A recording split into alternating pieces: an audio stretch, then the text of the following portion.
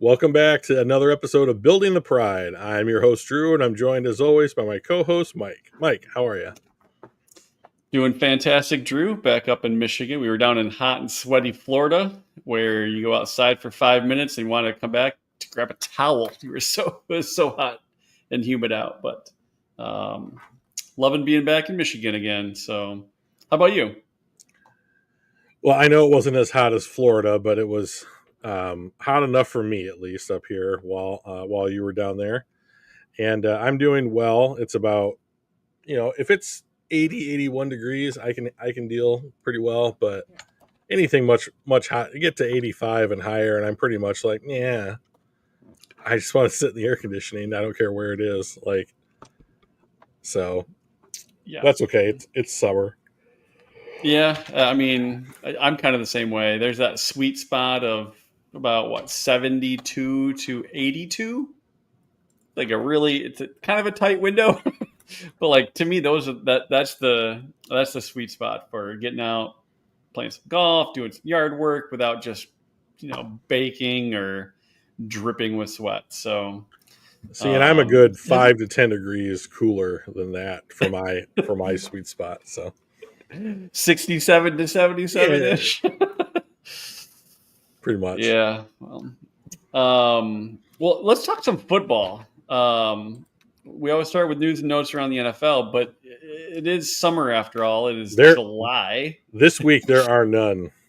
There's nothing going on. Yeah, there are none. So let's not talk. Let's say news and notes. I'd be happy to talk about other sports leagues if you want.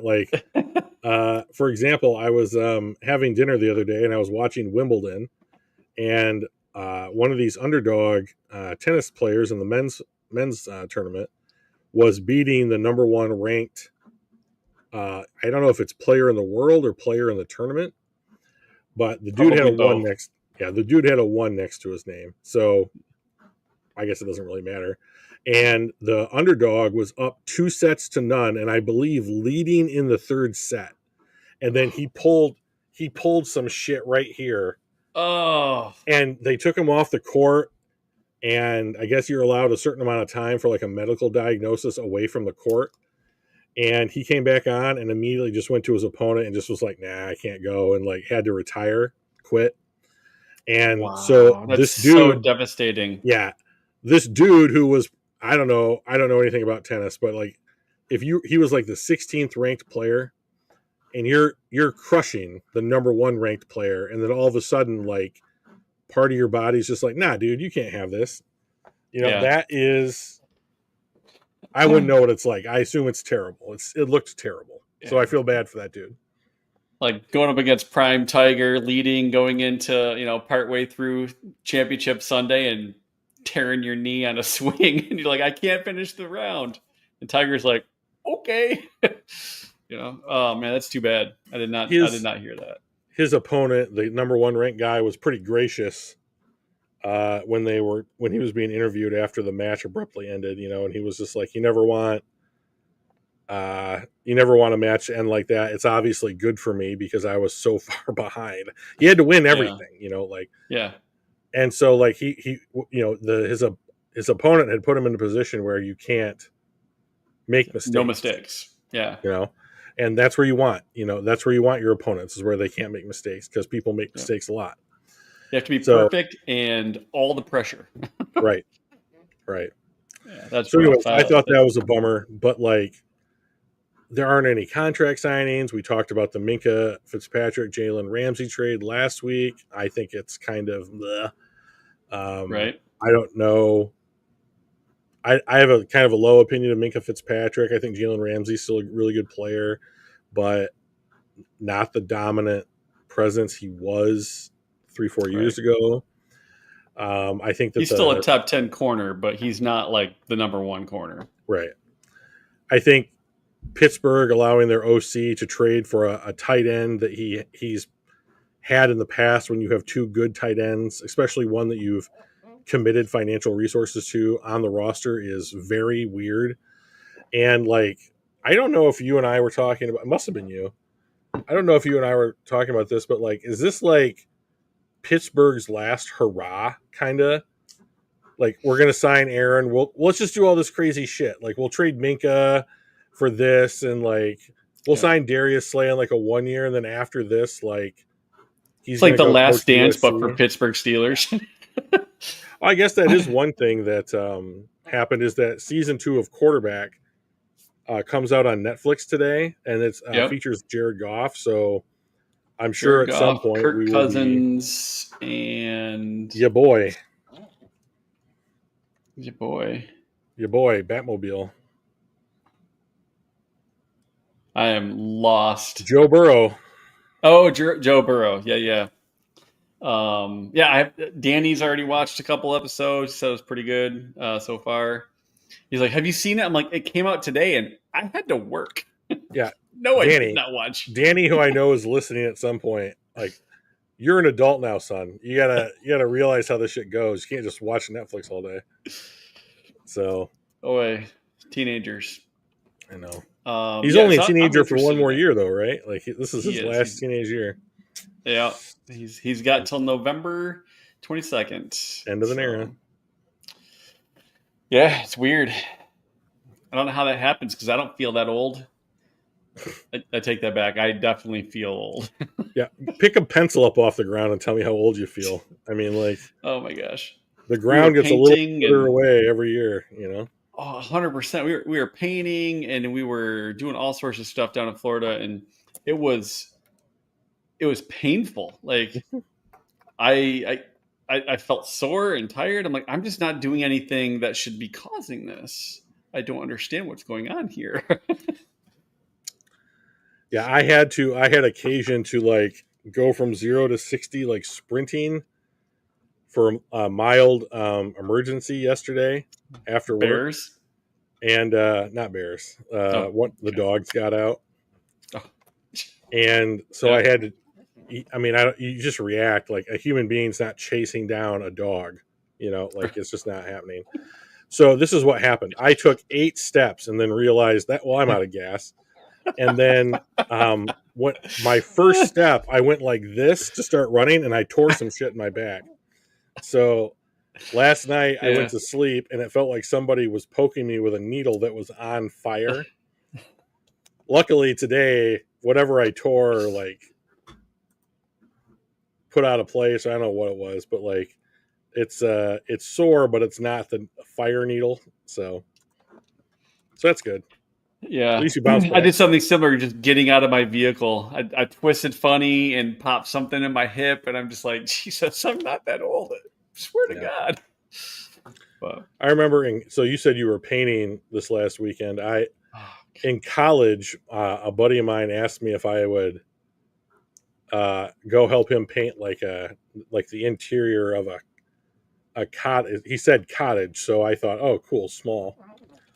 And right. up in Traverse City one weekend, and so he was like, "I'll cover all your expenses, all your food, pay you for your time or whatever." And I was like, "All right, that's fine. I'll go." We spent something like 14 hours painting each day, Yeah. and I was like at the end. So if you're in proximity to almost any other human being for that amount of time, you just end up hating them. You know, like it's just awful. Like it's just like, shut up, dude. I can't listen to whatever you're saying, no matter what it is, for the time. And we were listening to this radio station up there, and it played like 6 songs. It was crazy. It was like, and this is like 25 years ago, but like it played like Sarah McLachlan, Counting Crows, and I was like, I will listen to country if you change the station, because you knew what order. It was like someone had made like half a mixtape on a CD and then had like covered the cost to like put it over the airwaves, and we tuned into that channel for whatever reason, like. And he was like, "No, dude, it's the only one they get." And like it was like, I was like, "There's no way that we're almost in like the middle of Traverse City, and there's one radio station that we get. It's this one. Like it's not real." And I think that he just liked it, And I was like, "This is so weird that you won't change the channel." Anyways, I memorized all those songs. So That's funny. yeah. So Oy. well, Mike, we may not have. Oh, you have something? Go ahead, buddy.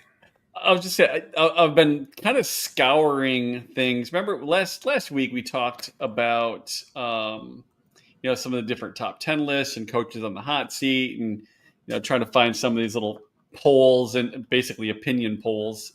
Yeah, And I was trying to find something very similar.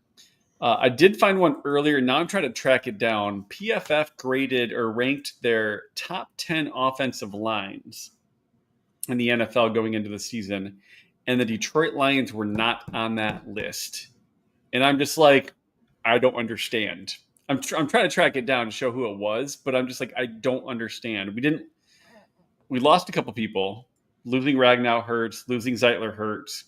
But to go from like number 2 to not even on the list blows my mind. So if I can track that down, I will let you know. But that was the one like grade rank type of thing that I thought we might talk about if I could ever find it. yeah. So let's okay. So let's assume. Let's talk about why they may not be on the list, right? So, and it's the turnover on the interior of the offensive line. Clearly, Penei Sewell is one of the best tackles in the NFL, regardless.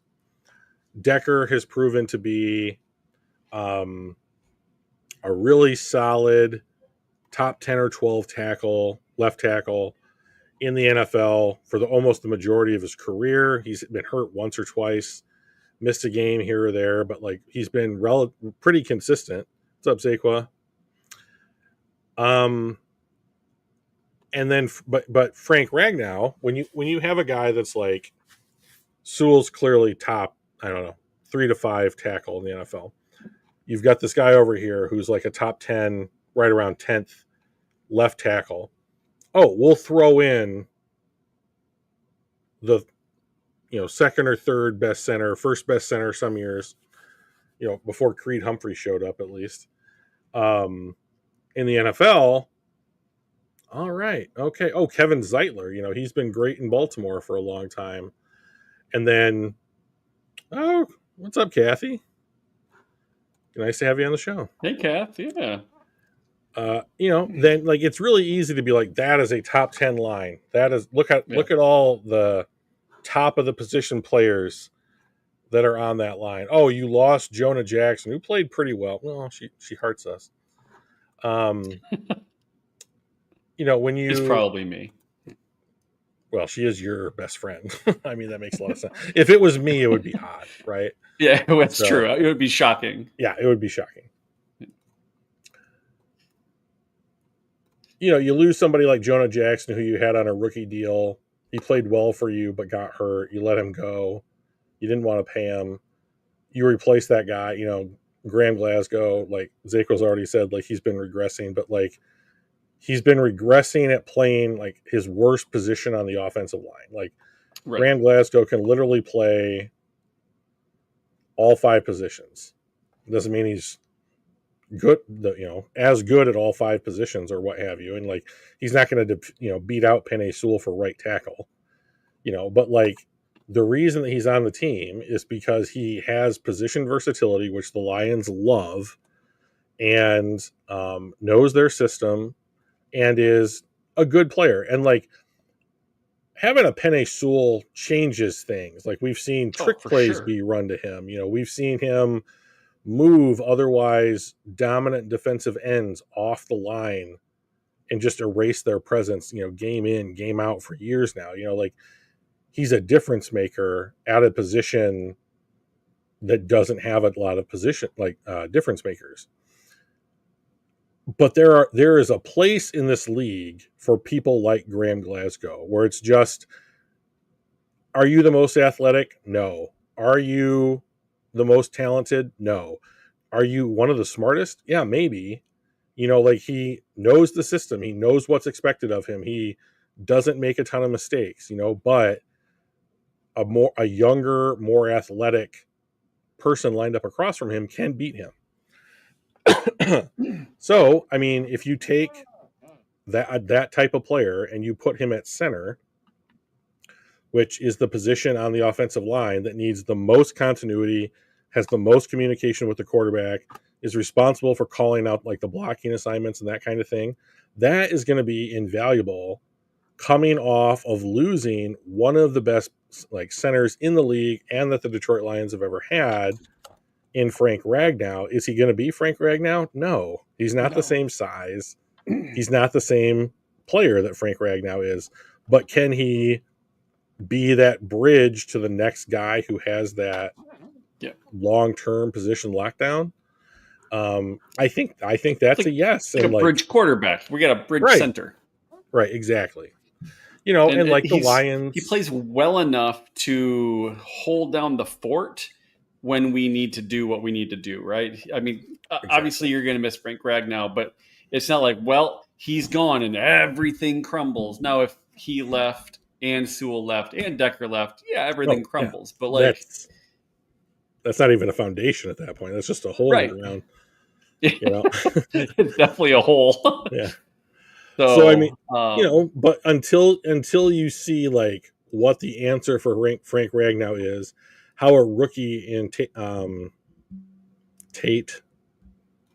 Tate Ratledge. Ratledge, how he plays in his rookie year, and whether a first time starter like Christian Mahogany, who I'm assuming will start, um, plays over a 17 game season, like those are three spots that you had quote unquote locked down where Graham Glasgow was your worst of the five, you know, and now it's just three question marks. Like one guy's moving positions, two guys are effectively rookies. So I could understand why they moved the Lions out of the top 10, but like you still have Penei Sewell and Eric Decker. I mean, Christian Mahogany looked good in the, you know, two starts or two games that he played, albeit an incredibly small sample size. Tate Ratledge has a lot of hype coming in, playing on a line at Georgia that has produced a bunch of NFL talent and runs an NFL blocking scheme, you know, and I think he's like an 8 or 9 year veteran, you know, who's started consistently in this league between the Detroit Lions and the Denver Broncos the whole time. So I'm biased because I think that I do not think the Lions offensive line is going to be a detriment to their play this upcoming season. But a lot of people are really worried about it. And I think that whether or not it's justified, PFF is basically saying, like, well, this could be a worst case scenario for this group, you know? Yeah, I mean, obviously we lost Ragnow, we lost Zeitler, we got Tate Ratledge. You know, I'm not sure he's necessarily going to come in as a rookie and be an All Pro, but I think he will play well. We've got Glasgow that can fill in and play well for a year. We still have a top two running back tandem in the NFL. We still have a top five tight end in the NFL. I think the biggest question mark that I have for our team is what does our offense look like with Ben Johnson gone? Right. I Yeah. think go Bengals and go Lions. Right, John? What's up, buddy? But what does our offense look like when with Ben Johnson gone? Can our defense play as well and be as resilient with Aaron Glenn gone? I think the answer to the second one is yes. I think our defense. There's we didn't make a bunch of changes on defense like that other than getting healthy, which is a big the big boost, right? You don't have to. You're not adding people in that they have to like learn to play with each other and build chemistry. You're adding people that already have chemistry and they already know the playbook. So I think that's going to be a big benefit for us. Offense, again, we're not making a ton of changes, but I think that's the offensive coordinator there will be, and he did coach with us a couple years ago, left, came back. That's my biggest question. Where's our offense going to be at this point? I have a prediction. Yeah, let's do it. It will look the same with less trick plays. I think it's going to look so much. I think that there might be like a 4 or 5 game. I got to figure out how to do this. I've never called plays before, warm up period. But here's the other thing is that, like, Jared Goff has been in this offense now the whole time he's been in Detroit. Right. And he worked with Ben Johnson to build the offense because Ben wanted the offense to highlight what Jared did well. So I mean, Yeah. like, I think a good way to look at Jared Goff this season is that he's the co-offensive coordinator in addition to being the starting quarterback on this team. And I think that they will give him. So if you're a rookie coordinator and you have a dude like a veteran like Goff, who the offense was designed for, I mean, in the Lions offense, like the whole offense is designed to basically be like, where's my matchup? And the Lions offense, and I'm not joking when I say this, like they can go to the line of scrimmage in 12 personnel or 11 personnel and basically be like, Goff can look at what the defense is and be like, there's my matchup. And just, or he's like, oh, the safeties are back. I'm checking to a run, or whatever. Do you And think so? oh, I've yeah. never. I don't feel he reads defenses well at all. Well, everything that people who seem to know him and worked with him and play with him have said to me, and I don't know. I don't know Yeah. football well enough to be able to look at that and say this guy reads defenses really well or not at all. Yeah. But the people who I read seem to think that's one of the better qualities about him as a quarterback is Interesting. so like if he was bad at reading defenses, could he have the kind of timing that he has with Amon-Ra St. Brown? Like Yes, because they're short and quick. He doesn't have to read a yeah, but defense. if they're playing a defense that like if they're playing so like the Lions have played really well against Minnesota over the last 2 or 3 seasons, right? Right. So Minnesota blitzes the most of any team in the NFL, and they drop 8 into coverage, the most of any team in the NFL. They live on those extremes, and Jared Goff has chewed them up. So like if he was bad at reading defenses, I don't think that the Lions would. I think that he would have very, very poor performances against the Minnesota Vikings, in particular because they're very good. Brian Flores is very good at disguising which extreme he's going to go with, and so, but the Lions apparently have quote unquote, figured them out. And if people are going to give Ben Johnson credit for that type of thing, you also have to give Jared Goff credit for it because he's the one executing the vision. So, and if it's Yeah. like, I mean, trust me right now, like the guy that's training me to do my job knows what he wants the final product to be, right? And if Right. he could just be like, okay, Drew, this is what I'm seeing, now go do it, and I don't do it exactly the way that he envisions it, I'm getting my ass chewed out, right? And trust Right. me, you can't not know what the vision is and all the like intricacies of it and then mess it up and then expect someone to be like, oh no, dude, I didn't explain the vision well enough, right? Like Right. not executing shows up on the field and everybody, even the idiots, are able to tell like, oh, you played Washington in the playoffs. Didn't look like your best game, dude. Like Right. so Yeah. I don't know. I wouldn't be able to rank him amongst other quarterbacks as to how well he reads defenses, but the people that I respect their opinions in the NFL about the Detroit Lions seem to think very highly of his ability to do just that. I think the problem and like the doubt, like for me, when it comes to Jared Goff and that type of thing, is that like I've seen his meltdowns in the playoffs and like Yeah. the inexplicable month where he has 3 turnovers a game, or like like I don't know what this team did differently that caused him so many problems, but like he has one of those games or those months or those playoff encounters once a season, so it's but Yeah. like the rest of the time So the he's reason pretty why, good. yeah, I think he executes what our game plan is very well, right? I think, and it's also really nice to have a great offensive line and a run game that can take some pressure off you, and guys like Amon-Ra St. Brown who just don't drop the ball. You just have to get it by him, and it's a catch.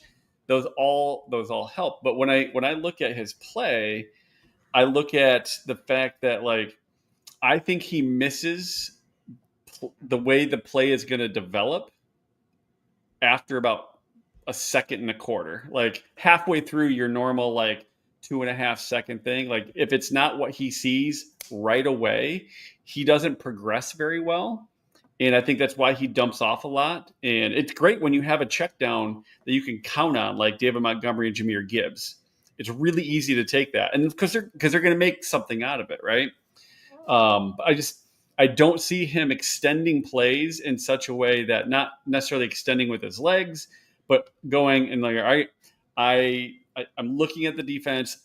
The ball's been snapped. We're a second and a half in, 2 seconds in, and he can go, this is what's going to happen. I can launch it here because my guy is going to be here and their defense is going to be there. I just don't see that kind of understanding from him. And maybe it's because that's not the way that we design our plays. We design our plays for very quick exit, right? That's why he doesn't throw downfield a ton. He does throw downfield some, and he drops some dimes every so often. But you and I both know that's not his strong suit. Like, downfield accuracy. It's not a 0%. But he's underthrown more than he dimed, right? Yeah. But I think most of the ones that he hits downfield are wide open guys. And JMO, right? Laporta's been wide open because he snuck around and someone didn't. Broken plays. His downfield ones are typically broken plays. I don't see the recognition of, oh, this is cover zero and my guy is going to go this way. This is what they're going to do right after I snap the ball. And I don't see that as much from him as I do some of the other elite quarterbacks. Well, he's not those. Yeah, he's not those guys. And to be honest, I can recognize cover zero in the NFL because every motherfucker's up on the line. If you can't, and I know that's just an example that you were using, but I think this is a difference in our opinions about Jared Goff. I think Jared Goff's above average to however you want to classify how well he does at this compared to other quarterbacks. His intermediate throwing, his ability to read defenses, and how quickly he processes information is above average to great in the NFL if you were to poll people who know that stuff. And it's the things that are just blatantly obvious are the things that I can recognize. Every time he tries to spin backwards out of a pressure, I just cringe because it's you're like, well, this isn't going to end well. The guy's going to either catch him or you're just going to fall down. I mean, the number of times I've just seen him try and spin out the back door and just fall down makes me sick. But okay, but that is not who he is. You don't give an elephant figure skates. Right. And unfortunately for all the things that he does well, which he does a lot of things really well, he does. Asking him to dodge elite athletic defensive linemen is not one of them. So I think the next quarterback the Detroit Lions have manning the roster for years to years, where they commit big money to the way they've committed big money to Jared Goff, will be an elite athlete. But Jared Goff is a brain. And the only reason I say that with any kind of confidence is because he's just not one physically. And if he wasn't a brain and he's not gifted athletically, he couldn't be an NFL quarterback. He just couldn't be. And he's a top half of the NFL quarterback who's been knocking on a top 10 PFF ranking for years now, since he's been in Detroit, and so I don't remember what the saying is, but if you eliminate all the other options, whatever's left has to be true. He just has to be a brain because he's just not these other things. And not successful, right? He's successful, but he's not these other things. So let's take Anthony Richardson for example. Anthony Richardson is the exact opposite of Jared Goff. He's the most athletic quarterback we've ever seen come out of college football per the testing, right? But his brain may not even be there. We don't know. But he can't be successful in the way that Jared Goff is because he can't recognize the same kinds of things that Jared Goff can. If he had half of what Jared Goff had upstairs, he'd be one of the best quarterbacks in the NFL. Because Speaking of Anthony Richardson, yeah, the Athletics reporting that I, Daniel Jones has a significant lead I'm not over surprised Anthony at all. Richardson. I'm not surprised. Like their GM and their coach, and I don't remember if we talked about this last week, but like their GM and their head coach need wins coming out of the gate in a weak division. Yeah. So like, well, I guess it's not that. I mean, like, what is it? It's Tennessee weak, rookie quarterback, number 1 pick in the draft. They're pretty bad. They're in the. Are they in the AFC South? They are in the division with the Texans, the Okay, Jaguars, and the so Titans. it's the South. So Houston's probably the best team in that division. We don't know about Jacksonville, even though they've proven to be not great for year in, year out.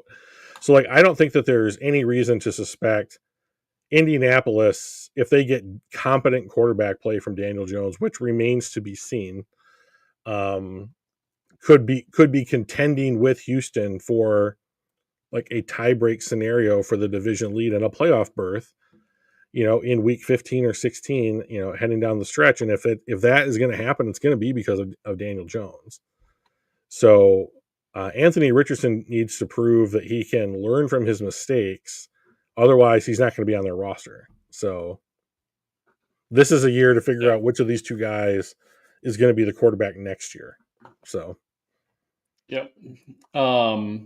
We were talking about this earlier. In the whole like last hurrah, what's going on with the Steelers? I thought this was pretty funny. Yeah, we're shipping out George Pickens because he's a me first diva. Also, the Steelers. We've added Aaron Rodgers, Jalen Ramsey, and DK Metcalf. when you say one thing and then everybody's like, oh, I don't eat meat, and then you load up your taco with like pulled pork, chicken and like hamburger or whatever. I don't know what people eat on their tacos, but like that sounds pretty good to me, and you're like, oh, I can't stand meat or people who eat meat, and then you just got like mouth this entire thing, this 3 meat taco. It's nom, like, nom, nom. hey, dude, like, what were all those words you were just saying? What do they have different meanings in like some dictionary that you read as opposed to one that I read? But we can control these three. No, I don't even think that's it. I mean, like, to be honest, like, I think that every player that they added has at one point in their career proven to be ultra productive. Yeah.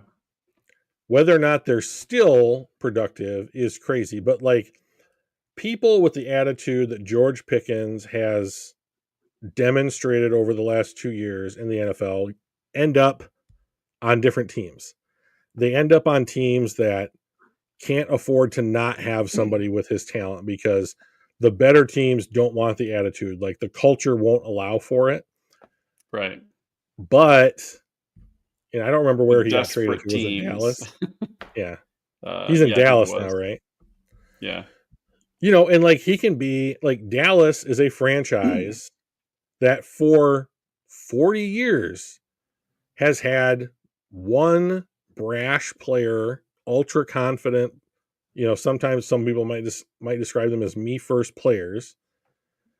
And like that city and that franchise appreciates that kind of attitude because they want the greatness that can come along with it. Like Terrell Owens might be the best example, in NFL history, but like he was Des great. Bryant. Deion Sanders is probably the most self-confident, arrogant, whatever you want to call it, of any NFL player I've ever seen. I'm gonna say one thing about Deion Sanders as far as like college football is concerned. He is not a good coach. He is an excellent recruiter. And then they're calling that being a coach. And like that might be, I think being a good recruiter in college football is probably as important as being a good coach. Like you just have to have the players. But people are like, oh, coach of the year, Deion Sanders. Shut the fuck up. I mean, like, That's I right. hate He's it. retiring his kid's number for being over 500, so that's cool. What a Yeah. day and age we live in where a 5th round pick can get their number retired. All right. Who's the best quarterback in this photo? I need more context. Up until this point, moving forward in the future, personal preference. Open to interpretation. I know who you're picking. I You're have a probably hard right. I have a hard time saying, like, if I'm going to start an NFL franchise, an expansion team, and I can pick one of these guys, I'm picking Josh Allen. I like Lamar Jackson the best, but that's just because I like the style of football that he plays. Yeah. If you told me Josh Allen has a year like he had this last season for the next 4 years, he's the best quarterback on this list, and it's not close. And these are 3 elite quarterbacks. These are 3 of the top 5 quarterbacks in the NFL. But I if think these are Josh probably 1, 2, and 3. Patrick Mahomes is still a quarterback in the NFL, I I, mean, like, I think he's number 4 right now. okay. Well, I his mean, team's going to the Super Bowl, so I mean, like, it's tr- that's um, true. I will note that Peyton Manning won a Super Bowl with Denver, and he could barely throw the ball 12 yards. it So, was awful, but yeah, they did win. but they did win. The W is the only thing that matters, right? It is, in I my think the answer to opinion, this question is depends on your team, right? I mean, if are you built for passing? And I think Joe Burrow is the best passer on the screen right now, and I don't think it's close. But if you have, I mean, the other two guys bring a dimension that Joe can't do, right? I mean, those right. guys are like linebackers when they've got the football. They can run right over you. They can get those yards. They can scramble. Joe's not that guy. So I think part of it is what is your scheme? What does your offense look like? What does the rest of your offense look like? Um, but it's you can't. I don't think you can go wrong with any of these guys. I would probably take again depending on your team. I put Lamar third on this list, like the way that I would do. But it's not like it's a distant third. You got like 1, 2, and 3 are like stacked right next to each other. To me, this picture is, if you combine the 2 guys at the bottom, you get the guy at the top. I think Josh Allen takes the best things of both of the other guys and rolls them into one player. He may not be as good as either player at those things, but they exist in one person. Um,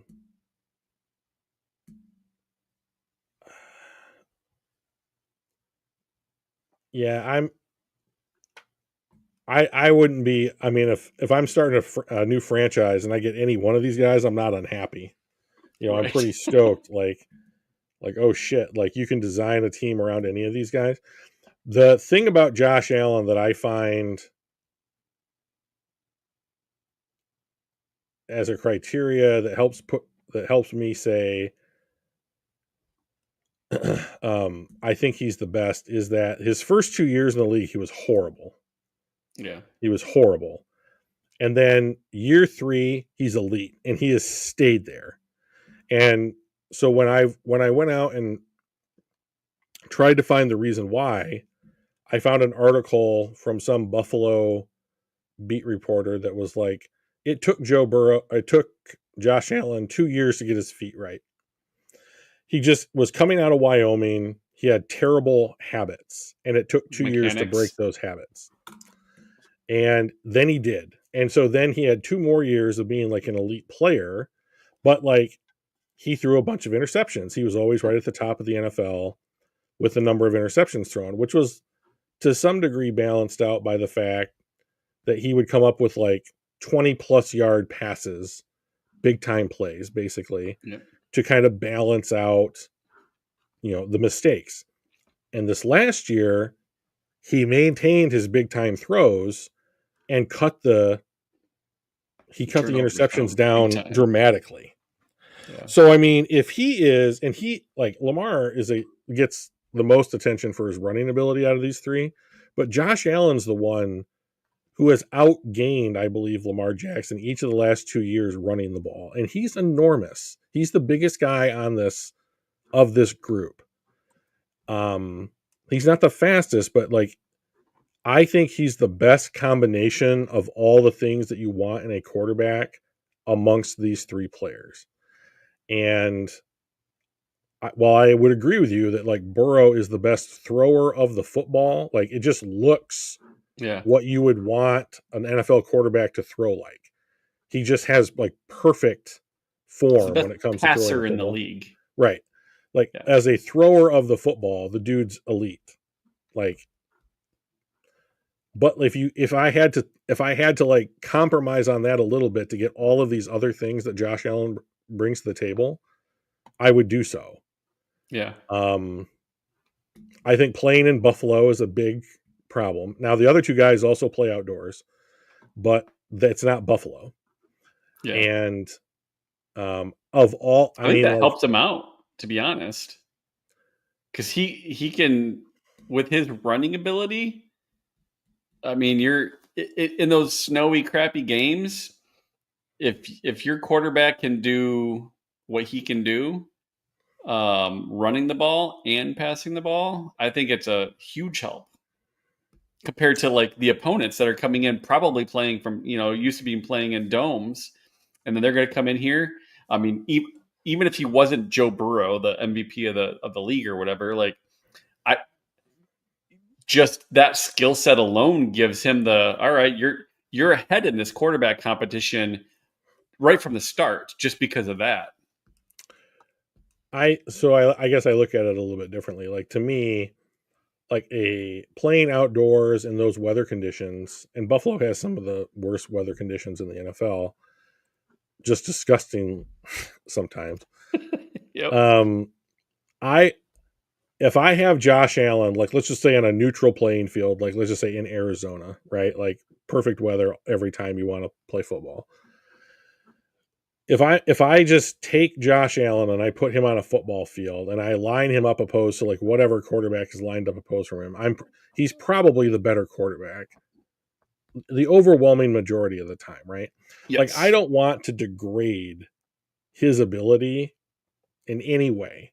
Like I just want to like I think that other worse quarterbacks get closer to what Josh Allen is in those conditions than say at a neutral playing field where it's just like let's just go out there and have Josh Allen do what he's good at, or Lamar, or Yeah. Joe Burrow for that matter. Like I I don't want anything that brings the bar any closer to equality.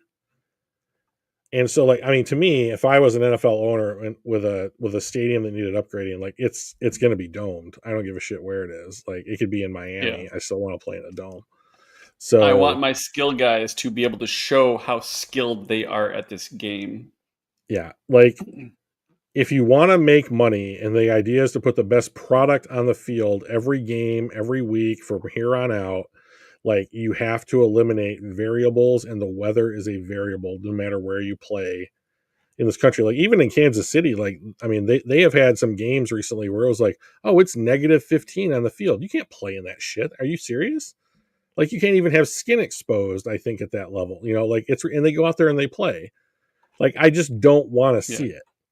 Like I just want to see the best product that I can see week in, week out, and like when if it's raining or super snowy, or something like that, like to me it's just like Yeah. which way does that ball bounce like at random, that's gonna make the deciding play. Is it gonna bounce up into my opposing linebacker's hands, or is my running back gonna recover the ball that he put on the ground and rush it in for a touchdown? Because Because it that shit slipped seems out to of his happen. hands from Yeah, ice, right?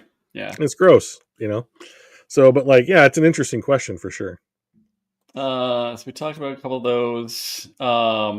We do have an NFL game this month. It happens to be the very last day of July, but it is. I do find it interesting that neither of the people in this picture will be playing in that game. There's no chance either of these guys will play.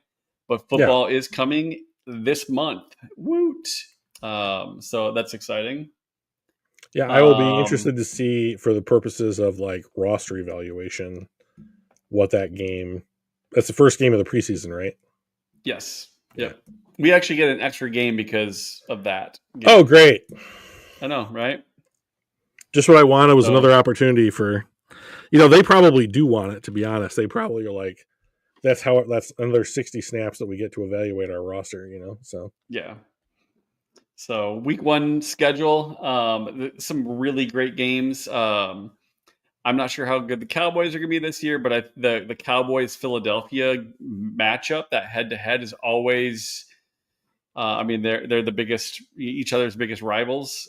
So that's going to be a good one. The Giants and Washington, another big rivalry.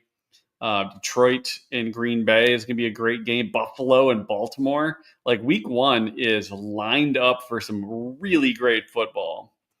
Um, I any thoughts on the week one schedule outside of like a couple of these marquee matchups? I think Baltimore and Buffalo has the opportunity to have like number one seeding implications like week 17. So, I mean, I think that there's a reason to win that game right off the bat.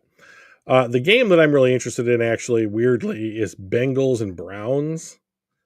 The Who's Bengals, their quarterback well, yes, for the Browns, not for the Bengals, right. obviously. We know who the Bengals quarterback is not a secret.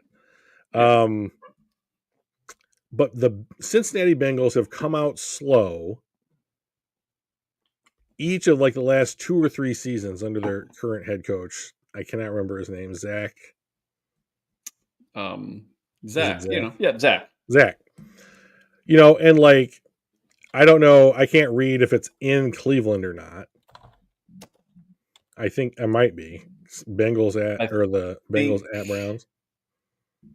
I think it's at. I don't know. Usually there's an at sign in there, but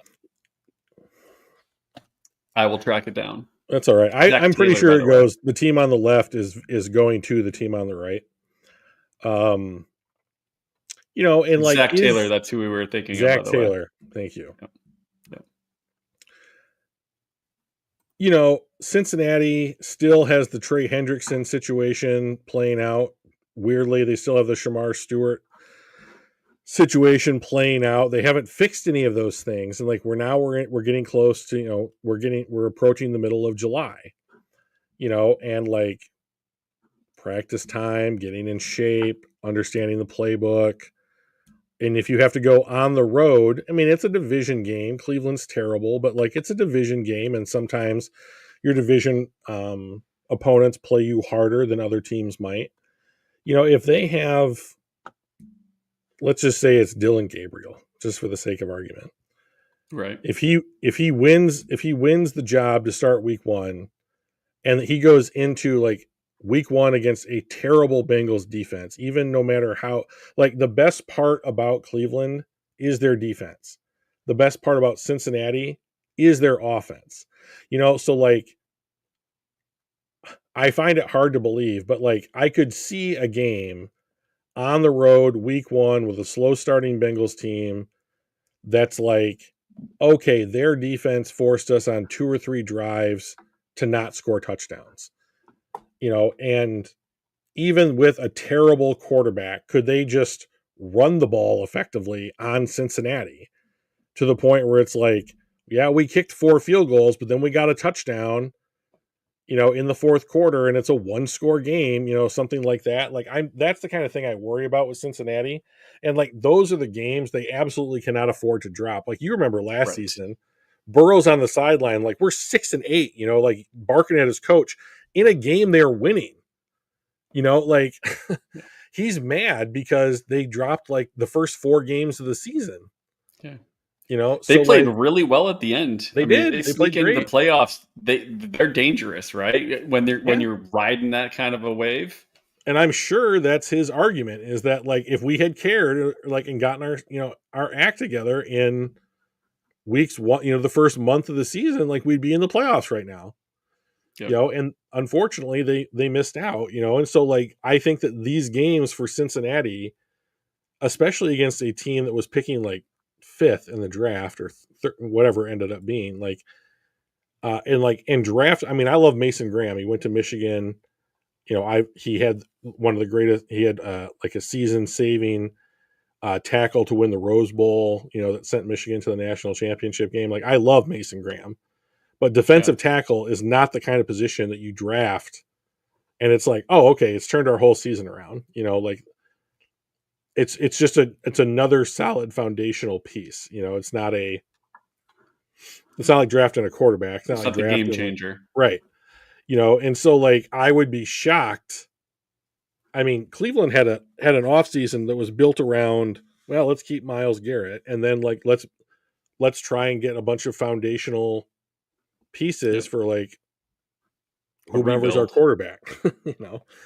So, I mean, this could very easily be Joe Flacco starting week 1 for the That's gonna be the Browns. most intriguing storyline is who's actually going to be starting quarterback for the He's got to Cleveland be Browns. close to 40, right? Joe Flacco?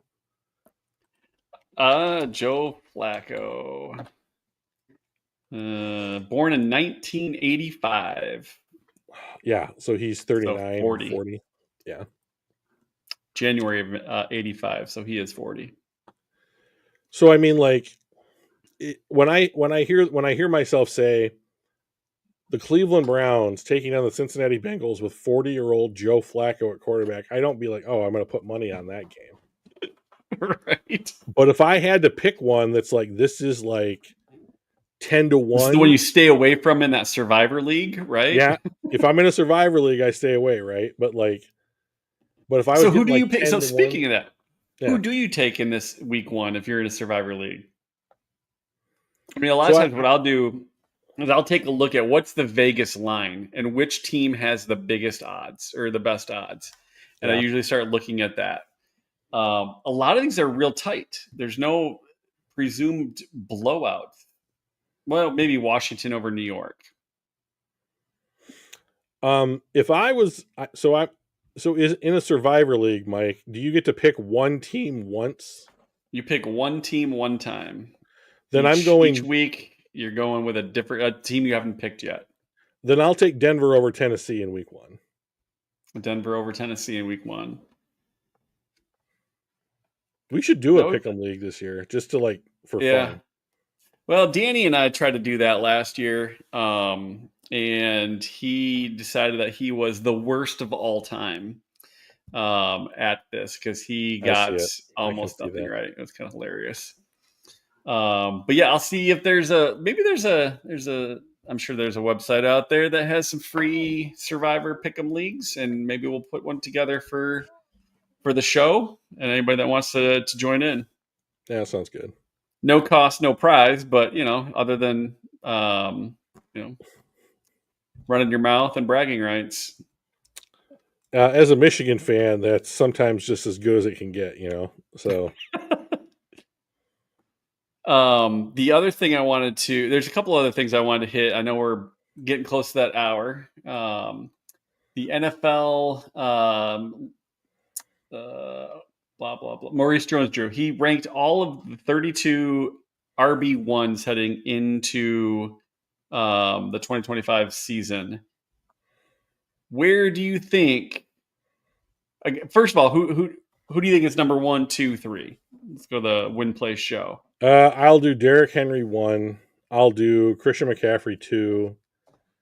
And then I'll do Bijan Robinson 3.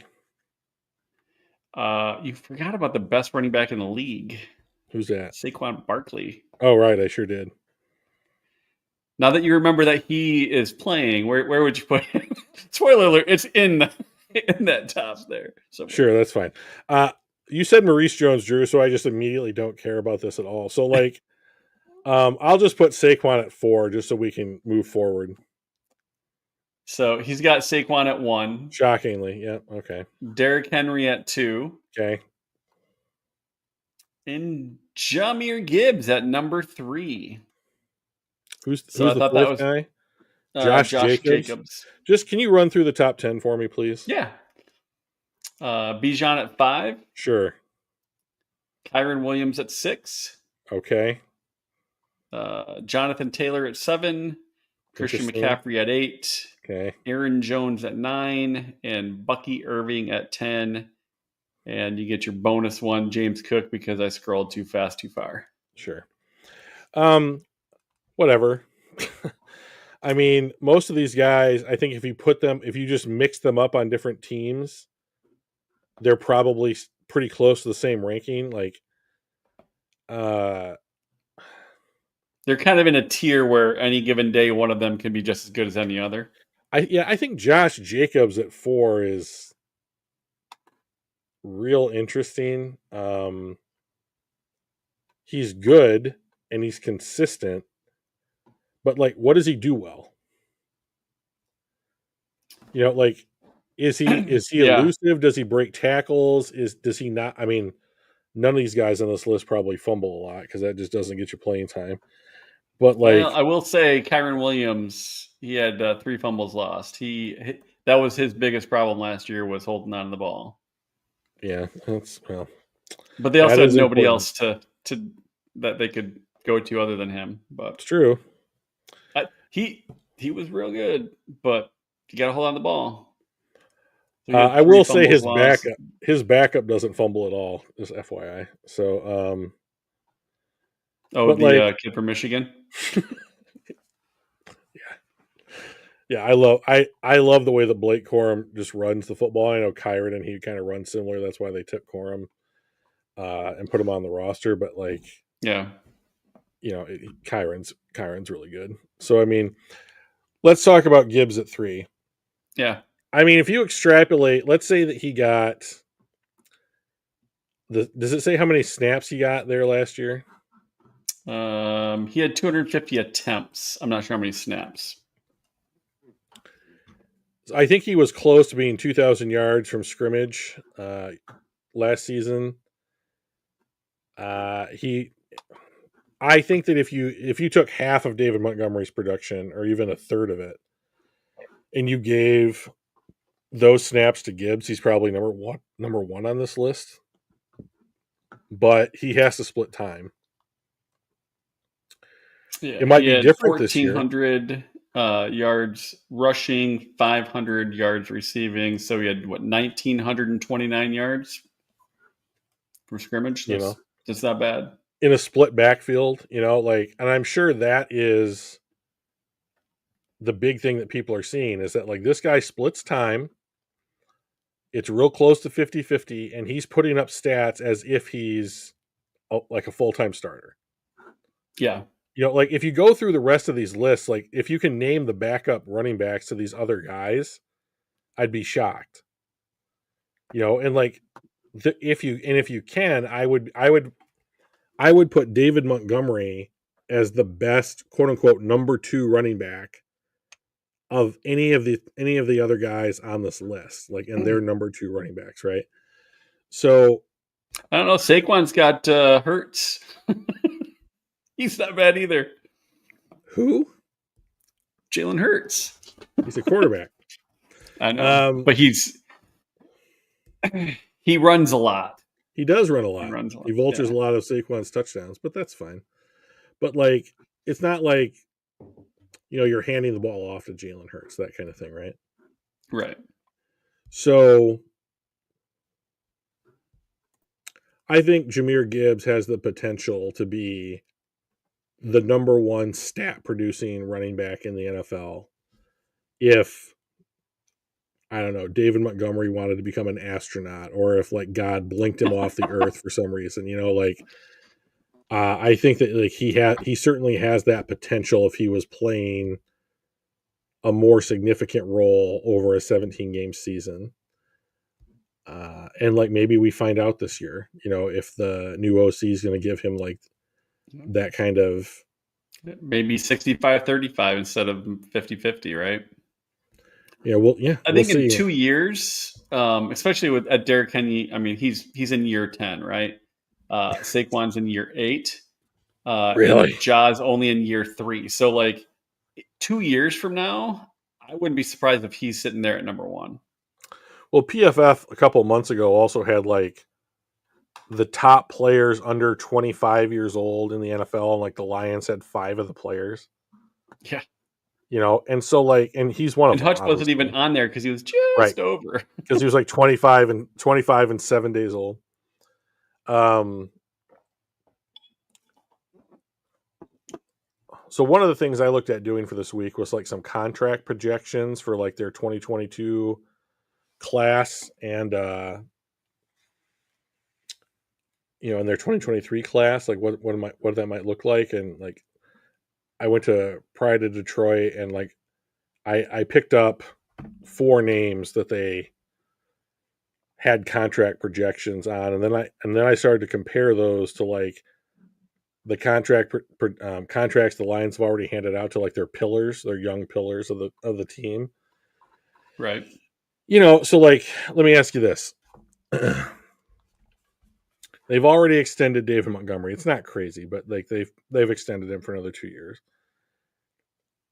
Jahmyr Gibbs has the opportunity to basically become the highest paid running back in the NFL after next season. The contract that Pride of Detroit thought he was capable of getting would be 4 years, $84 million, 44 guaranteed. So $21 million a year AAV. So, and then half of it Wow. effectively permanently guaranteed. So that would put him number 1 AAV on the current list of running backs if nobody gets an extension before Jahmyr Gibbs signs that fictitious contract extension, right? Okay. Like, I would be more comfortable, and I knowing how I would put the roster together if I was Brad Holmes, and knowing what Brad Holmes has done, and knowing that those two things are in no way similar, I would be picking up his 5th-year option and making him play on it, because it's going to be so unbelievably cheap for a running back 5th-year option, even if he is a 2-time Pro Bowler, Right. compared to that contract extension and foregoing the 5th year. Yeah. I think the Lions are more likely to extend him and forego the 5th year. I would almost absolutely tag him. Like, theoretically, you could go pick up his 5th Fifth year year option, option, tag. tag, and he's still not making this money. And that is effectively it. Now, that shit is fully guaranteed, so I don't know why, as a running back, he wouldn't want it. Because he Like, wants the bigger payday. yeah, but like if they went 5th year, tag, that's more guaranteed money than $44 million a year.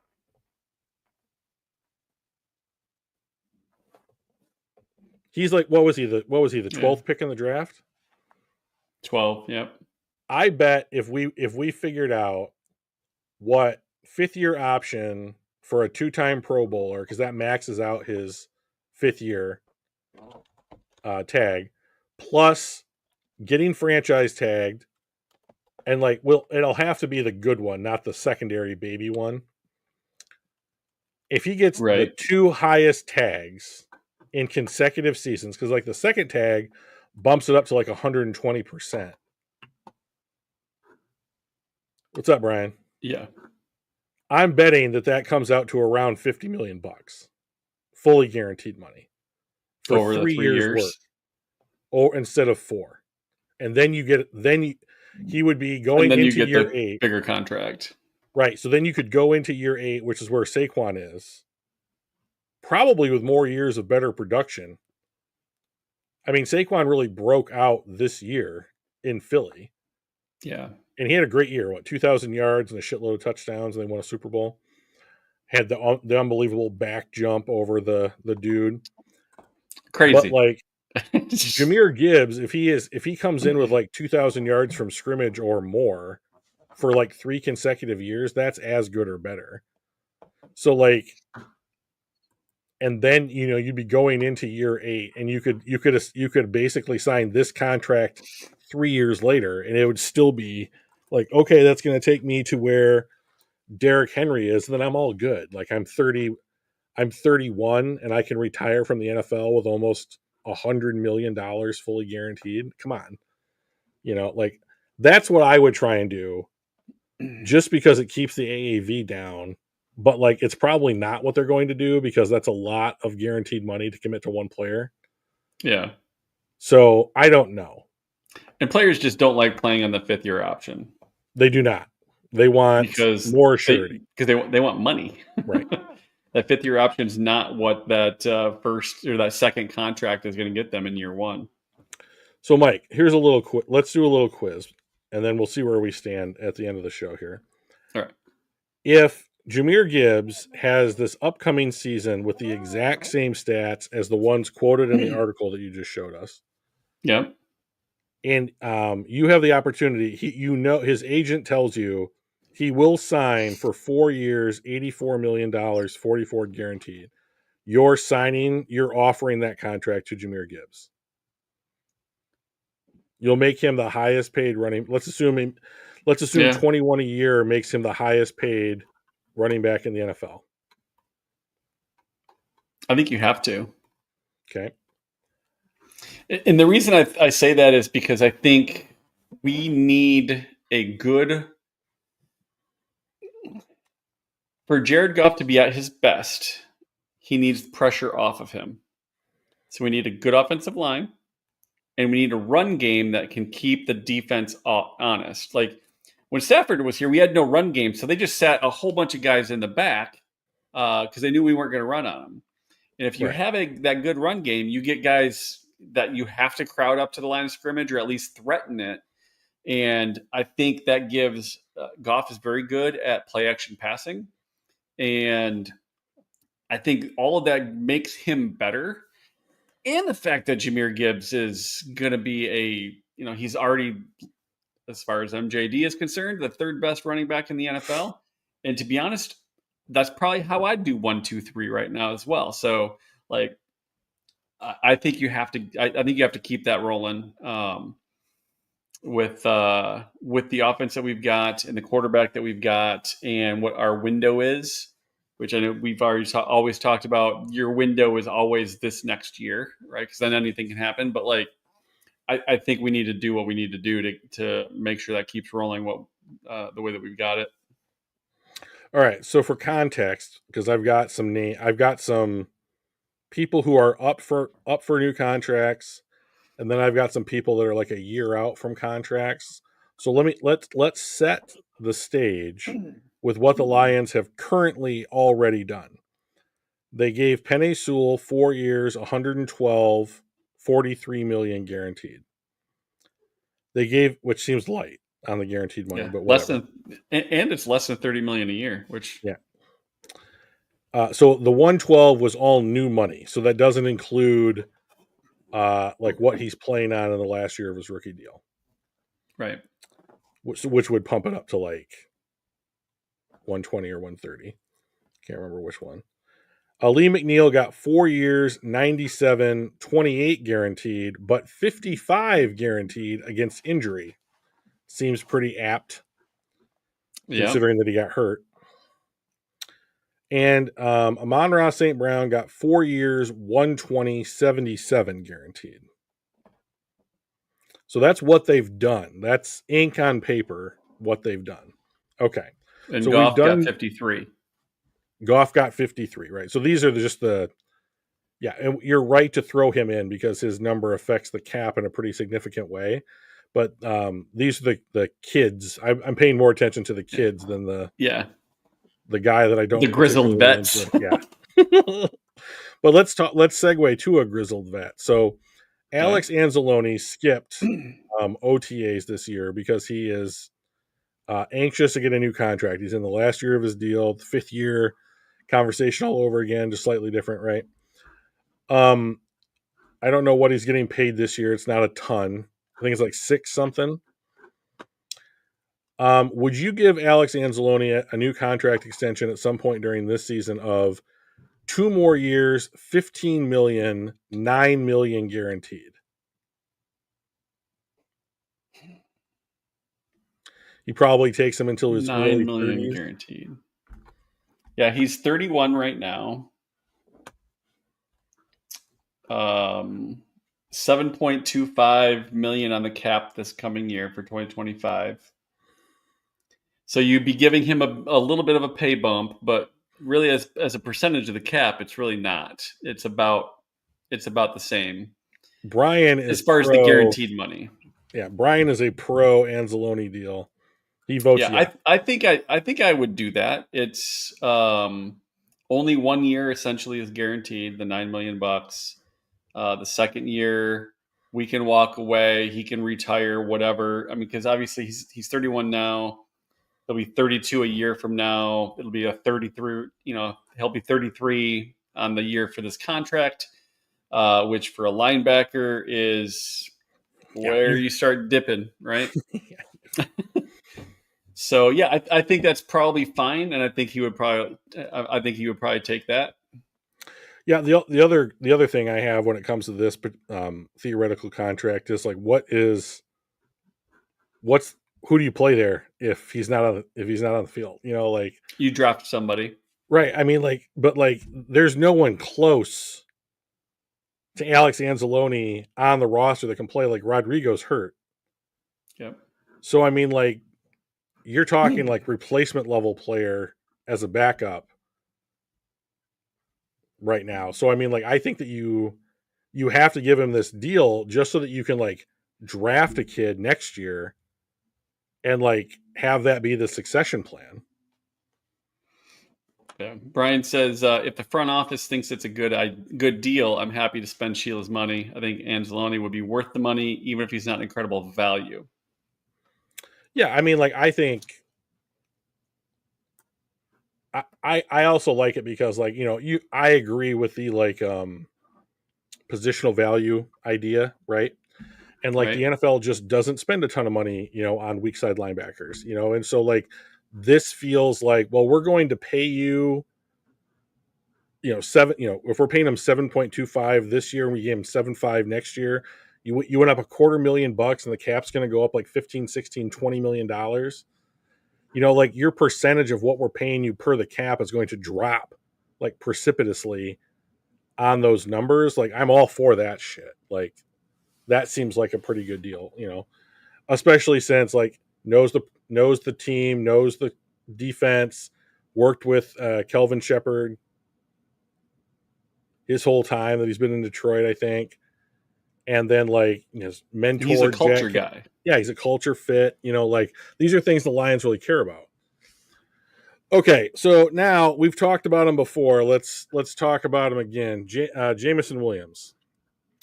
The contract projection from Pride of Detroit was, at the end of this season, 3 years, $63 million, $33 million guaranteed. So you're paying him 21 a year. Well, let's looking at over the cap here. He's 24 years old right now. Yep. His over the cap had his 2024 valuation at 14.9 million. His cap number for this next season, 2025, is 5.4 million, and then in 2026, it's 15.5 million. Because they picked up his 5th-year option. That's his 5th-year option, and Yep, that's fully guaranteed. Like, if you correct. sign this deal, that goes away.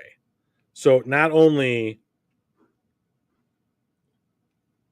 would that guaranteed 15 come off the books, like, I think they're going to sign him just to get that 15 off the books. Because if you'd have to cut him to get that money off, Right. and then you're going to pay some amount of a dead cap hit. and it's fully guaranteed. So I mean, like, you're paying him that money whether he's on the team or not. So they've For an extra already six said, million bucks a year, and then you can do signing bonus shenanigans and oh yeah, stretching things out. He can get more money, but less cap. exactly. So like the AAV is a nice number for us schlums who just want to be able to divide the big number by the little number and then rank that shit. But like, Right. so rarely do NFL contracts work out that way. Like vis-a-vis, let's look at Kirby Joseph's contract, right? So, um, I would, if Jamison Williams signed a 3-year, $63 million $63 million contract for 33 million, I would skip up and down the street. I would be so fucking happy. So You said 2 years, 33 million. 3 years, 63, Oh, 33 63. guaranteed. So Okay. um the way that the Lions have structured most of their contracts, certainly not all, but most of them, I would imagine he would have the first year of the extension look pretty much what like his escalated rookie contract would look like.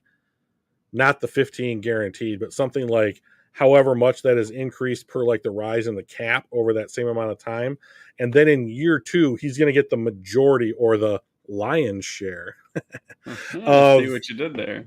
of that 63. I wouldn't be surprised if it was something like 28-29 million dollars fully guaranteed, in the year 2, and then like year 3, like that cap number comes down so hard. Like if you went and looked at Amon-Ra St. Brown's contract, he goes up, he escalates a little bit. He gets a hard year, like what I've been calling like the spike, and then like he comes down as if he falls off of a cliff. Yep. He spikes up to a $33 million cap hit in 2026, drops a little bit to 29 million, keeps dropping to 26, and then he's got a $16.7 million void. Right. And so like he's going to drop down $5 million in a year where the cap is going to go up between 15 and 20. Like it's an unbelievable gap. Yeah. And like it's not, you're not just looking at how much one player goes down to per how much the cap rises. It's like, oh, this is amazing.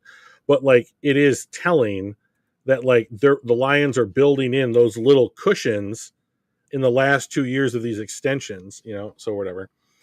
Yeah. So where would you offer him that deal, Mike? I think I do. I think he gives us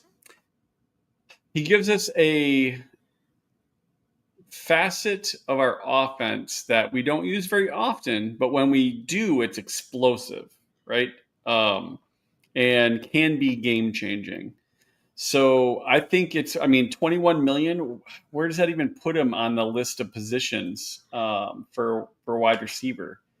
It's not 21 million bucks a year. I mean, hell, look, I have to scroll way down here before you see he's getting an AAV. I don't know, what is that? 1, 2, 3, 4, 5, 6, 7, 8, 9, 10, 15, 16, 17, 18. He'd be the 20th highest paid wide receiver. Seems And that's about before right. any of the other things that happen when Devonta Smith, extends, or actually Tyreek will extend probably in 27. Debo will extend. Terry McLaurin, like, I think he's worth being the 20th highest paid receiver. I think so. Once again, I agree. Like he brings an element that is simply not able to be replicated in the NFL in his speed. Like there is no way to game plan. There is no way to figure out how else to like put that type of element on the field. Like it is truly unique. Tyreek Hill has made his entire career out of being the fastest dude on the field, right? So Yep. he's not Tyreek Hill, but like he brings something that similar to what Tyreek Hill also provides. Okay, one guy that I'm almost certain will be on the roster, who's not on the roster right now, Zadarius Smith had a nice season for us, and when Aiden Hutchinson was out, they cut him because he was going to make an average of something like $5.7 million a year over the last 2 years of his contract that they traded for, right? Now, he has come out in the public and said that he wants to play in Detroit. He is Yep. living in Detroit. He has made no qualms about that's where he wants to be. Okay, the Lions are not willing to pay this guy $5.7 million a year on average for 2 years. Okay, so what about a 1 year deal for $5 million that has incentives that could take it up to, like, let's say $8 or $9 million if certain numbers are hit: sack totals, snaps played, length of how far you go in the playoffs, Super Bowl win, Pro Bowl, All Pro, escalators, that kind of thing. Now, remember, I don't think that he will see the kind of snaps that will get him those incentives, because Right. he will effectively be Aiden Hutchinson's backup. Aiden does not come off the field, and he doesn't do the thing that the guy across from Aiden Hutchinson does, which is to set the edge. So I think there will be certain packages that you would put Zadarius Smith in. I don't think he's a down for down player. Right. So 1 year, So $5 million, lots of incentives. Probably not incentives that he can reach. the nice part about that last comment you made is if they are incentives that he is unlikely to reach, it does not count against the cap. If they are incentives that he is likely to reach, they would count against the cap. So if you put that just out of reach from expected to, it's not impossible, but I think that helps. He's more likely to sign it, and B, it doesn't hurt us as much. $5 million. I think probably. I want to see what does our cap situation look like right now. This year's cap looks great. Next year's cap looks Yeah. like absolute trash. Yeah, But you have to get Aiden and JMO off of their 5th-year deals, which are fully guaranteed, to knock that number down. So they're both getting extended at the end of the season. Like, I think it's so this is the a guarantee. 26 cap. Now, granted, they haven't adjusted, from what I understand, the total amount of the salary.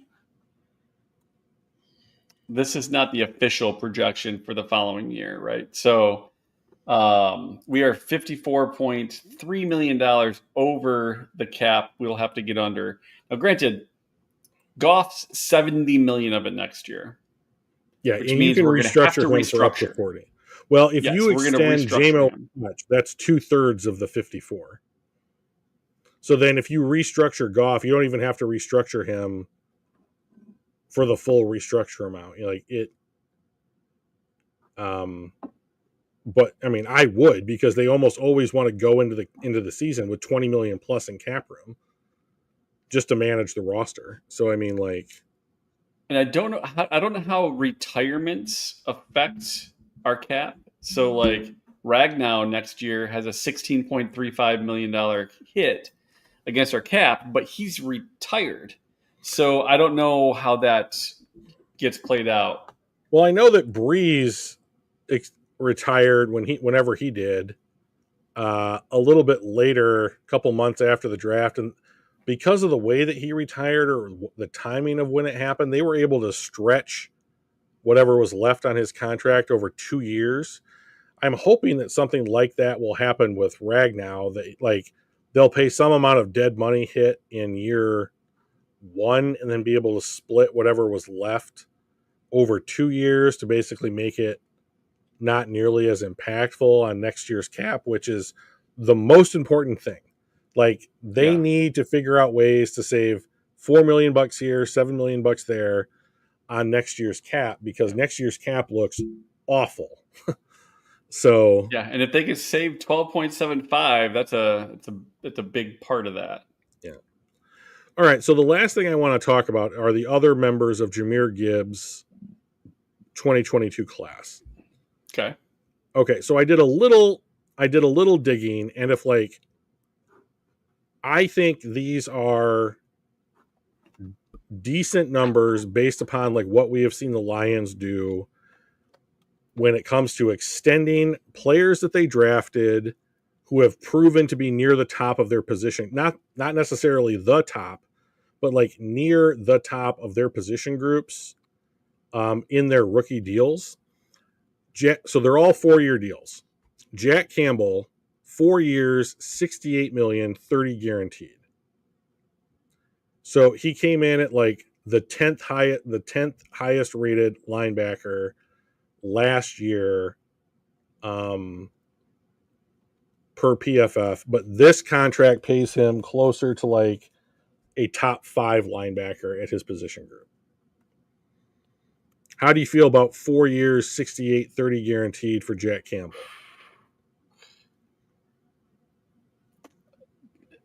Ask me at the end of the season. Sure. I I'm not. I mean, if he has another season like this past season and improves, you want people to improve. If he peaked at this past season and that's his plateau, then no, right? But if he's even just a minor improvement, just some sort of improvement, like let's keep getting better, then I think probably. Back to your point with Anzalone, though, is who else do you have? Like, You don't what have is any, I our mean, alternative, right? they have not put the kind of like effort into linebacker that they have put into like cornerback, offensive line, some of these other position groups, right? Right. So yeah, so like I mean, like I'm thinking that that's going to play a big role in whether or not he gets re-signed.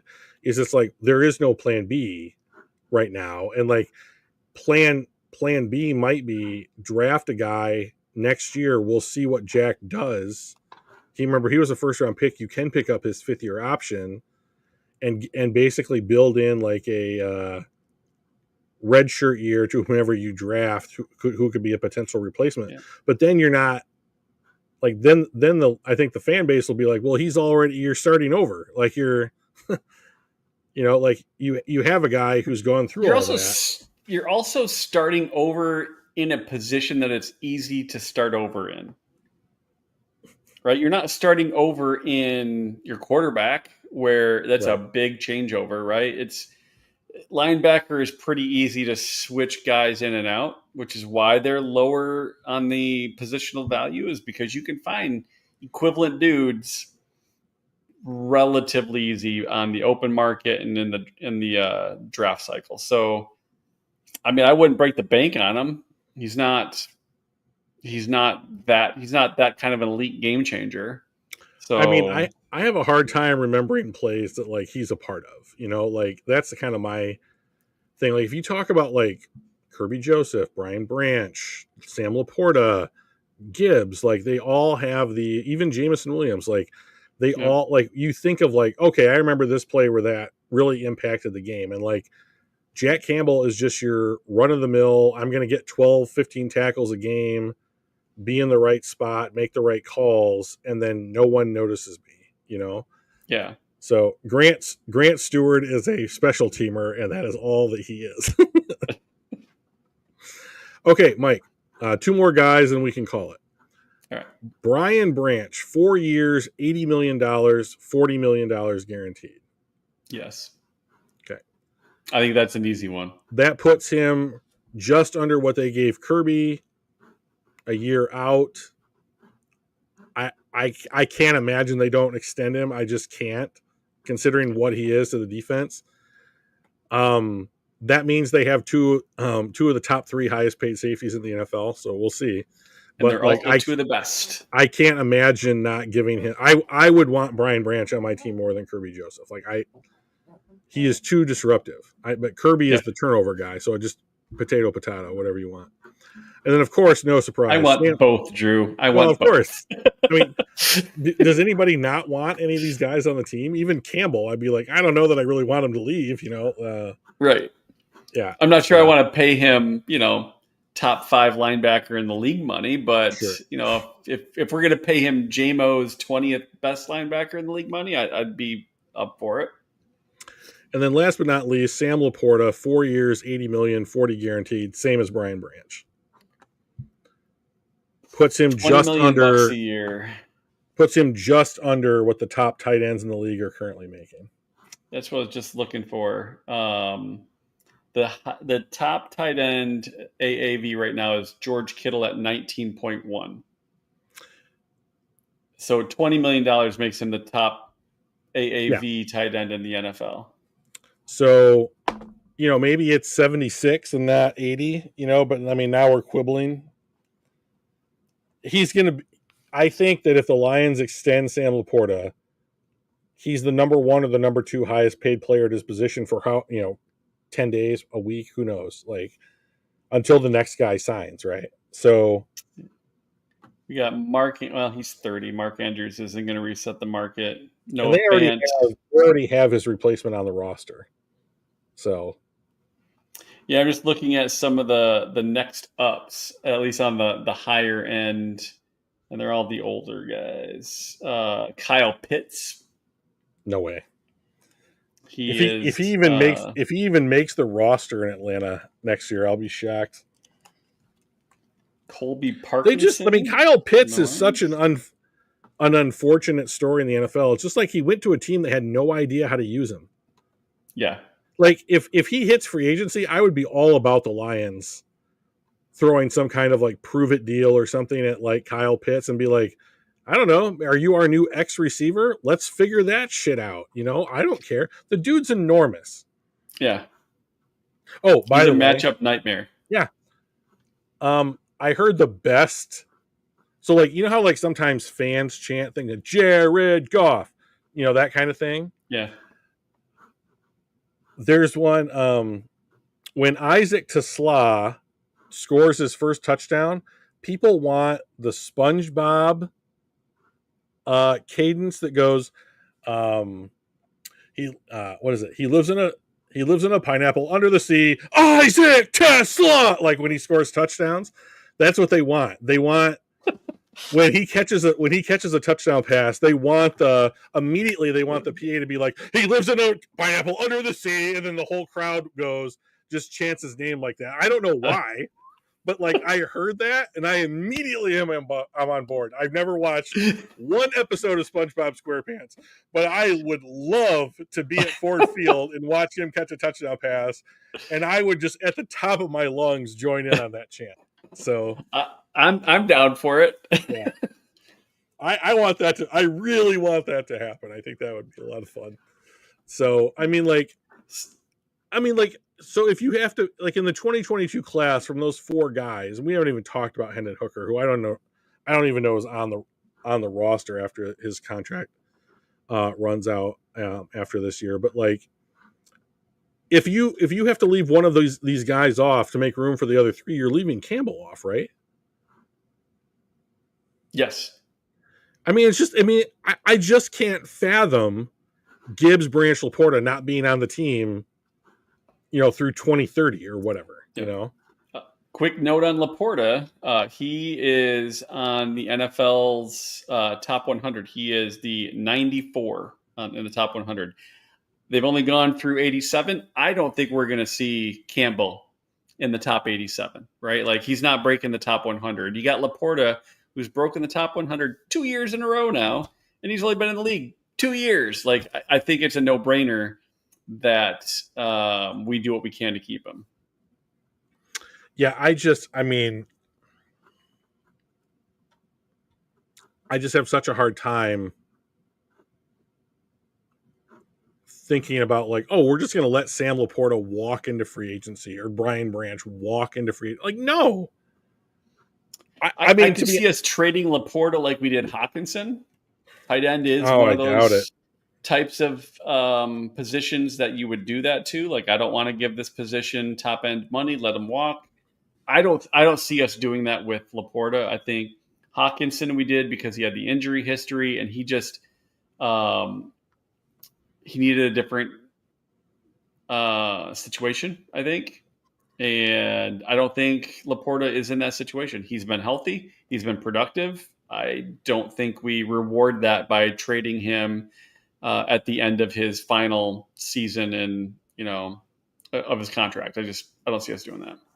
Neither do I. I mean, like, the Lions have shown that if they draft you and you continuously improve and you like if you become an impact player on this team, they are going to extend you, and they are more likely to extend you earlier rather than later, even though for whatever reason they're putting up their stop sign when it comes to Aiden Hutchinson, which I don't understand that, because like Trey Get it done Hendrickson, before Michael Micah Parsons, Parsons. Myles Garrett have already, like, what's the holdup? Like, I mean, you did all the other guys before all the other teams signed their guys. Like, if you look at like a Lee McNeil, he's now like the fourth or fifth highest paid DT in the league, and all of those guys have signed contracts since he did. So like, do the same thing with Aiden Hutchinson. Like, of all the people that you extended, he's the in this particular way, like, he's the most important to extend early because it's the most expensive position that you've extended. So we did that with Goff too. We waited 6 months or 8 months or something longer than I expected us to do. Because remember we talked about, like, well, maybe they're going to wait and see how this year goes, and maybe they're going to wait. Maybe they're not sold on him. And a couple other guys got extended, and then all of a sudden, then we did it. I'm like, we were late on Goff. Aiden's probably going to get the largest non-quarterback contract in NFL history when he signs. Yeah. So, like, if you want that to be the smallest, largest non-quarterback contract in NFL history, you need to do that shit before Micah Parsons gets his hooks into Jerry Jones. Jones' pockets, yeah. So, I just don't get it. I mean, I don't think Trey Hendrickson's going to get that kind of money, but like he might get a 1-year deal with a lot of guaranteed money just to get him on the field, So yeah, I can see that. I don't know. Cincinnati's continual fuck ups for no good reason continue to be a source of delight and head scratching wonderment to me. So, you're going to give T. Higgins and Joe Burrow and Jamar Chase all that money, and then you're going to quibble with Shamar Stewart? Shut the fuck up. I mean, like, that just doesn't make sense to me, And if you don't want Trey Hendrickson on the team for 1 or 2 more years or whatever it is, then trade him. And you missed your window on that because the draft is gone. If you want him, pay him. Right. Like, that is how this business works, and it's just like, you're like, no. We came from big cotton candy, and in the cotton candy world, that's not how you do shit, So we're going to make the NFL change the way they do shit because we are big cotton candy money, over here in Cincinnati. So, like, big cotton candy. I couldn't think of a more like bullshit, not a big money industry off the top of my head than cotton candy. Yeah, it's just big all gummy fluff, big gummy worms. Oh man, at the Albanese or whatever. That's in Indiana. Every once in a while, you'll use a word that I've never heard of, and it always surprises me because, like, I feel like I've heard a lot of words. So the Albanese gummies, they're the gummy bears with the A on their belly. They're actually made in Indiana. Oh, interesting. Yeah, I got to get into the gummy bear game. You're apparently deep into it, so I'm just a Haribo guy. So, we almost went to the. We talked about going to do a tour at the Haribo plant over in Germany because it's actually a German company.